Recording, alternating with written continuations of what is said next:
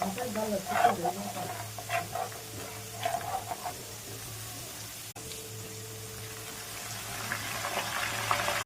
Spoon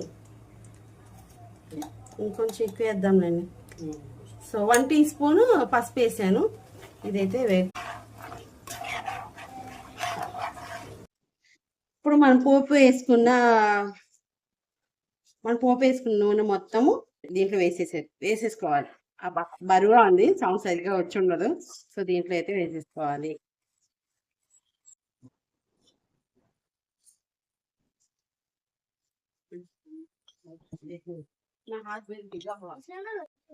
so నూనె వేసుకున్న తర్వాత మనము ఈ పచ్చళ్ళలో బాగా కలుపుకోవాలి, 4 పక్కల కలిసేటట్టు. చేత్తో కలిపే వాళ్ళైతే చేయి బాగా కడుక్కొని ఆరిపోయిన తర్వాత, అంటే ఫింగర్ రింగ్స్ ఏమైనా ఉంటే తీసేయండి. కడుక్కొని సోప్తో చేయి ఆరిపోయిన తర్వాత తడి లేకుండా చేత్తో కలపండి. నేనైతే ఇలా స్పూన్తో కలుపుతున్నా.